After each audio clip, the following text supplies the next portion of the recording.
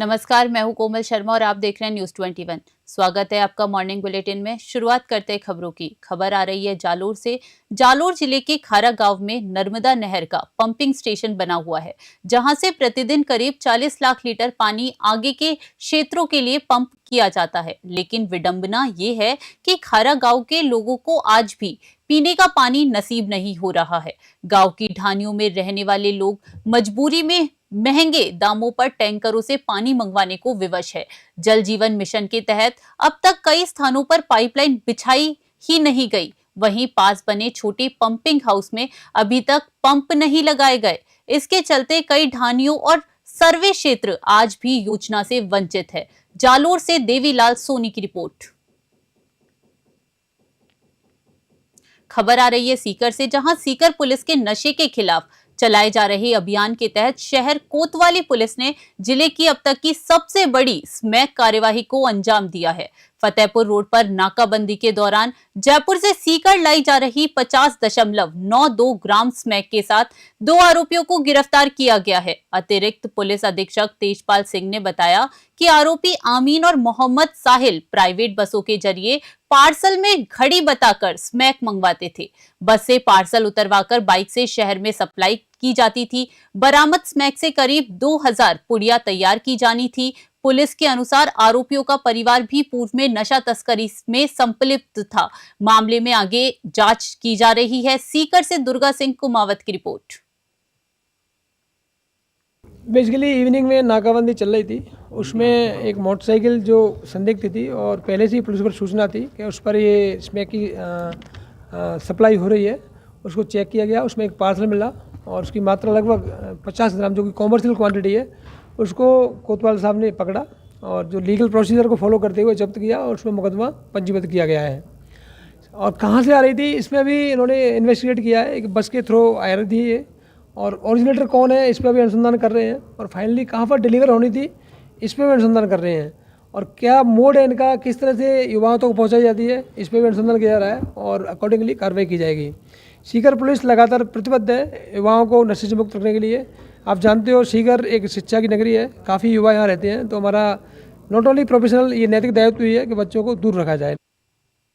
खबर सेडवा क्षेत्र के धनाऊ के कुंदनपुरा गांव से है, जहां पिछले कई दिनों से दहशत फैलाए बैठे तेंदुए को वन विभाग की टीम ने कड़ी मशक्कत के बाद काबू कर लिया है। तेंदुए की लगातार मौजूदगी से ग्रामीणों में भय के साए में जी रहे थे और घरों से बाहर निकलने में भी डर रहे थे। वन विभाग ने पूरी सतर्कता और साहस के साथ रेस्क्यू ऑपरेशन चलाया और तेंदुए को सुरक्षित पिंजरे में बंद कर लिया। इस दौरान वन विभाग का एक जांबाज जवान मामूली रूप से घायल हो गया। वहीं एक स्थानीय व्यक्ति को भी चोटें आई हैं। दोनों को नजदीकी स्वास्थ्य केंद्र में भर्ती कराया गया है, जहां उनकी हालत स्थिर है। वन विभाग ने ग्रामीणों से अफवाहों से दूर रहने और सहयोग की अपील की है। सेडवा से हनीफ की रिपोर्ट। राजस्थान में एसआईआर के प्रथम चरण का कार्य पूरा होने के बाद जारी ड्राफ्ट मतदाता सूची पर आपत्तियां दर्ज करने के अंतिम दिन कांग्रेस ने आपत्तियां दाखिल की। कांग्रेस नेता व पूर्व विधायक प्रहलाद गुंजल ने सरकार पर गंभीर आरोप लगाते हुए कहा कि बीएलओ ने ईमानदारी से काम किया है, लेकिन सरकार प्रशासन पर दबाव बनाकर गलत तरीके से कांग्रेस समर्पित दलित, एससी, एसटी, ओबीसी और अल्पसंख्यक मतदाताओं के नाम कटवाने का प्रयास कर रही है। गुंजल ने आरोप लगाया कि भाजपा कार्यालय से सूची जारी कर फॉर्म 7 भरवाए गए और फर्जी तरीके से फॉर्म 6 भी जमा कराए गए। उन्होंने चेतावनी दी है कि यदि गलत तरीके से नाम काटे गए तो कांग्रेस बेमियादी आंदोलन करेगी। कोटा से कामिंदु जोशी की रिपोर्ट। धौलपुर के निहालगंज थाना क्षेत्र में अवैध संबंध के शक में पति द्वारा पत्नी की हत्या का सनसनीखेज मामला सामने आया है। पुलिस ने गुरुवार शाम आरोपी पति को गिरफ्तार कर लिया। जांच में खुलासा हुआ कि आरोपी ने अपनी पत्नी कोमल सिंह के साथ लगातार 3 दिनों तक मारपीट की, जिससे आई गंभीर अंदरूनी चोटों के कारण उनकी मृत्यु हो गई। मामले को छिपाने के लिए आरोपी ने अपने ससुर के साथ मिलकर एक निर्दोष युवक के खिलाफ हत्या की झूठी रिपोर्ट दर्ज कराई थी। पुलिस जांच में कॉल डिटेल रिकॉर्ड और साक्ष्यों के आधार पर सच्चाई सामने लाई। एसपी विकास सांगवान ने निर्देशन में कार्यवाही करते हुए पुलिस ने आरोपी गंगा सिंह को गिरफ्तार कर आगे की जांच शुरू कर दी है। धौलपुर से संजय कसाना की रिपोर्ट।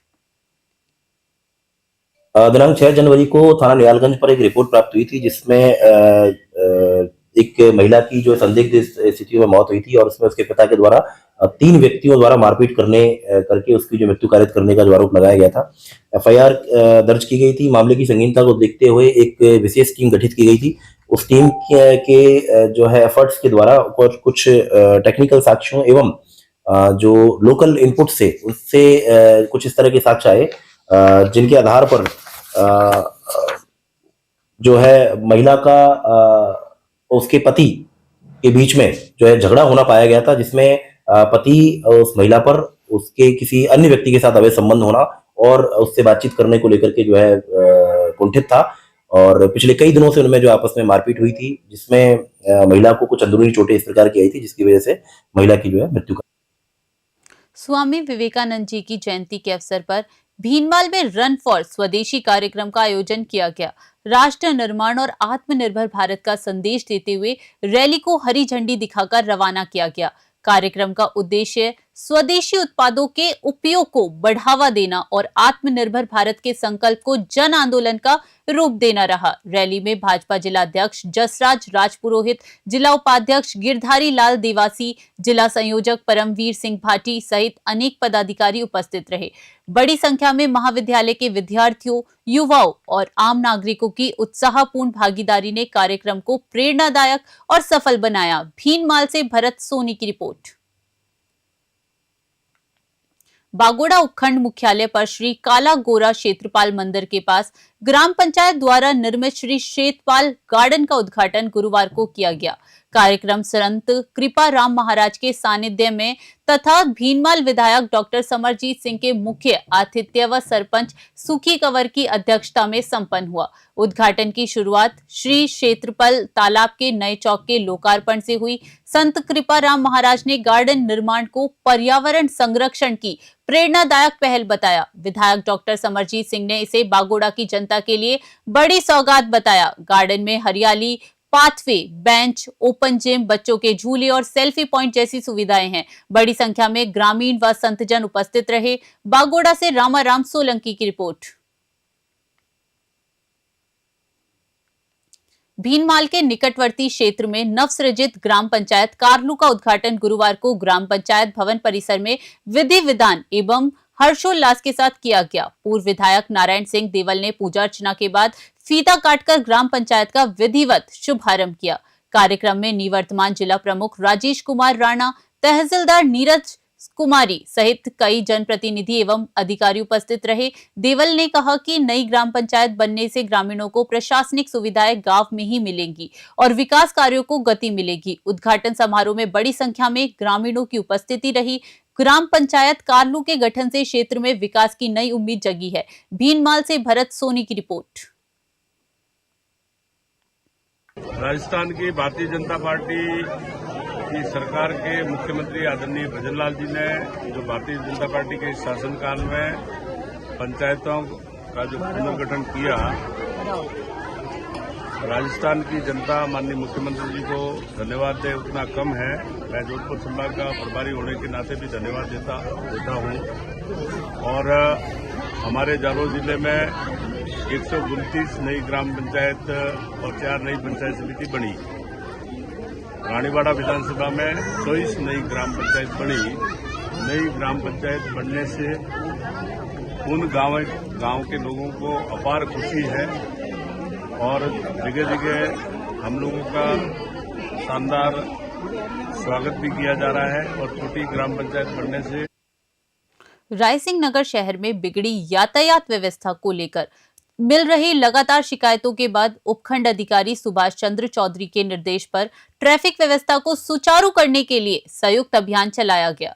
ये अभियान बस स्टैंड व मुख्य बाजार क्षेत्र में संचालित किया गया। ट्रैफिक हेड कांस्टेबल इंद्रजीत जानी व नगर पालिका के सफाई निरीक्षक कपिल मांझू ने दुकानदारों और रेहड़ी चालकों को समझाइश करते हुए तत्काल अतिक्रमण हटाने के निर्देश दिए। अधिकारियों ने स्पष्ट किया कि यदि पुनः अतिक्रमण पाया गया तो सामान जब्ती और जुर्माने की कार्यवाही की जाएगी। अभियान यातायात प्रभारी इंद्रजीत जानी, कपिल मांझू और राकेश सिहाग के नेतृत्व में चला। आमजन से सहयोग की अपील की गई है। रायसिंह नगर से राजू शर्मा की रिपोर्ट। जोधपुर में पुलिस कमिश्नर ओम प्रकाश के निर्देशन में सीएसटी टीम ने बड़ी कार्यवाही करते हुए नकली बीड़ियों के अवैध कारोबार का खुलासा किया है। मसूरिया क्षेत्र में की गई कार्यवाही के दौरान देसाई लंगर फोटो 30 नवंबर सहित 30 नंबर सहित कई नामी ब्रांड की नकली बीड़ियों का भारी जखीरा बरामद किया गया। एसीपी रविंदर बोथरा ने बताया कि बरामद बीड़ियां घटिया तंबाकू और पत्तों से बनाई गई थी। मौके पर देसाई बीड़ी कंपनी के प्रतिनिधि भी मौजूद रहे, जबकि अन्य कंपनियों के प्रतिनिधियों को बुलाया जा रहा है। सूत्रों के अनुसार करीब 60 से 70 लाख रुपए मूल्य की नकली बीड़ियां जब्त की गई हैं। पुलिस पूरे नेटवर्क की गहन जांच में जुटी हुई है। जोधपुर से अनीस पठान की रिपोर्ट।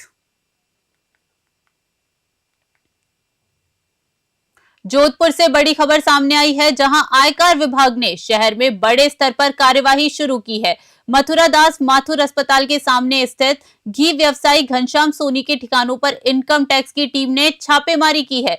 इसके साथ ही बासनी इंडस्ट्री एरिया में भी आयकर अधिकारी दस्तावेजों की जांच कर रहे हैं। जानकारी के अनुसार बता दें आपको, आयकर विभाग की टीम सुबह हवाई मार्ग से जोधपुर पहुंची थी। सूत्रों का कहना है कि ये कार्यवाही केवल जोधपुर तक सीमित नहीं है, बल्कि बीकानेर और नागौर में भी एक साथ छापेमारी की जा रही है। कार्यवाही से व्यापारिक जगत में हड़कंप मचा हुआ है। फिलहाल जांच जारी है। जोधपुर से अनीस पठान की रिपोर्ट। हनुमानगढ़ के भादरा में जिला कलेक्टर डॉक्टर खुशहाल यादव ने गुरुवार को विभिन्न कार्यालयों एवं संस्थानों का निरीक्षण किया। उन्होंने सबसे पहले करणपुरा स्थित कस्तूरबा गांधी आवासीय छात्रावास का निरीक्षण कर छात्र छात्राओं से संवाद किया। इसके बाद राजकीय उच्च माध्यमिक विद्यालय करणपुरा में कक्षों की व लाइब्रेरी की व्यवस्थाएं देखी। कलेक्टर ने उपजिला अस्पताल भादरा का निरीक्षण कर मरीजों से फीडबैक लिया और साफ सफाई व सुविधाओं को लेकर निर्देश दिए। नवनिर्मित अस्पताल भवन के कार्य में तेजी व गुणवत्ता सुनिश्चित करने के निर्देश भी दिए। उन्होंने कृषि उपज मंडी में मूंग खरीद केंद्र, ढाणी खोकरान के खेल मैदान तथा नेटराना की सावित्रीबाई फुले लाइब्रेरी का भी निरीक्षण किया। इस दौरान एसडीएम भागीरथ सहित अधिकारी मौजूद रहे। हनुमानगढ़ से विनोद चौधरी की रिपोर्ट। गोविंदगढ़ थाना क्षेत्र में देर रात एक पेट्रोल पंप पर लूट की वारदात से इलाके में सनसनी फैल गई। घटना हस्तेड़ा मार्ग स्थित पेट्रोल पंप की है, जहां अज्ञात बदमाशों ने पहले लाइट के तार काटकर अंधेरा किया और फिर सेल्समैन के साथ मारपीट कर करीब 10,000 रुपए की नकदी लूट ली। बदमाशों ने पेट्रोल पंप के केबिन का कांच भी तोड़ दिया। सूचना मिलते ही थाना प्रभारी विनोद सांखला मौके पर पहुंचे और घटनास्थल का निरीक्षण किया। पुलिस ने आसपास लगे सीसीटीवी कैमरों की फुटेज खंगालनी शुरू कर दी है। पुलिस का दावा है कि जल्द ही आरोपियों को गिरफ्तार कर लिया जाएगा। चोमू से जयपाल सिंह की रिपोर्ट। रात्रि में 1-1:30 बजे के आसपास हमको सूचना मिली थी कि हस्तेड़ा से आलीसरवाल जाने वाली सड़क पर स्थित भारत पेट्रोलियम के पंप पर एक अज्ञात व्यक्ति आकर के और पहले लाइटें काटता है और शीशे का केबिन तोड़ करके सेल्समैन के साथ सरिये से मारपीट करके और बैग छीन करके ले जाता। उक्त घटना की जानकारी मिलते ही मन थानाधिकारी मेजाप्ता के मौके पर पहुंचा और पहुंच करके और वहां के समस्त साक्ष्य और समस्त जानकारी ली गई। आसपास के सीसीटीवी फुटेज भी चेक कर रही है, जिसमें एक व्यक्ति जिसके बारे में जो पीड़ित ने बताया है उसकी तलाश की जा रही है। आज हम एफएसएल और एमओबी को बुला करके भी साक्ष्य एकत्रित करेंगे उसी घटना के बारे में। मेड़ता सिटी में मुख्यालय स्थित नवनिर्मित बहुआयामी न्यायालय भवन में बने बंदी गृह का विधिवत लोकार्पण किया गया। जिला एवं सत्र न्यायाधीश अरुण कुमार बेरीवाल तथा पारिवारिक न्यायाधीश मधुसूदन राय ने संयुक्त रूप से फीता काटकर बंदी गृह का उद्घाटन किया। नए बंदी गृह के निर्माण से पेशियों पर लाए जाने वाले बंदियों को सुरक्षित एवं सुव्यवस्थित तरीके से रखा जा सकेगा, जिससे न्यायालय की सुरक्षा व्यवस्था और अधिक सुदृढ़ होगी। कार्यक्रम में जिला बार एसोसिएशन अध्यक्ष पुरखाराम भवरिया, सचिव सुरेश चौधरी, लोक अभियोजक अभिमन्यु शर्मा सहित अधिवक्ता एवं न्यायालय कर्मचारी उपस्थित रहे। सभी ने इसे न्यायिक ढांचे के लिए महत्वपूर्ण उपलब्धि बताया। मेड़ता सिटी से सुशील दिवाकर की रिपोर्ट। फूलिया कला उपखंड क्षेत्र के ग्राम धनोप में मकर संक्रांति के अवसर पर आयोजित धनोप धड़ा महोत्सव ने ग्रामीणों को रोमांच, आस्था और परंपरा का अद्भुत संगम दिखाया। दोपहर 12 बजे से 2 बजे तक दड़ी फेंक कार्यक्रम आयोजित हुआ, जिसमें गांव के युवा उत्साह के साथ भाग लिया। 7 किलो वजनी दड़े की पूजा ठाकुर सत्येंद्र सिंह राणावत और जेनेन्द्र सिंह राणावत ने विधि पूर्वक की। मुख्य खेल पटेल महावीर गुजर द्वारा 2 बजे शुरू किया गया। इस बार दड़ा गढ़ में ही समाप्त हुआ, जिससे वर्ष सामान्य रहने की मान्यता बनी। सुरक्षा व्यवस्था के लिए थाना पुलिस और ग्राम पंचायत ने बालू मिट्टी का इंतजाम किया। बच्चों के लिए झूले लगाए गए और दर्शक छतों से जयकारों के साथ खिलाड़ियों का उत्साह बढ़ाते रहे। खेल के अंत में सभी खिलाड़ियों को गुड़ एवं अफीम प्रसाद स्वरूप वितरित किया गया। ये महोत्सव आज भी ग्रामीण संस्कृति, परंपरा और सामूहिक उत्साह का प्रतीक बना हुआ है। शाहपुरा से ब्यूरो रिपोर्ट। मॉर्निंग बुलेटिन में फिलहाल के लिए इतना ही। देश दुनिया की बड़ी खबरों के लिए बने रहिए न्यूज़ 21 पे। नमस्कार।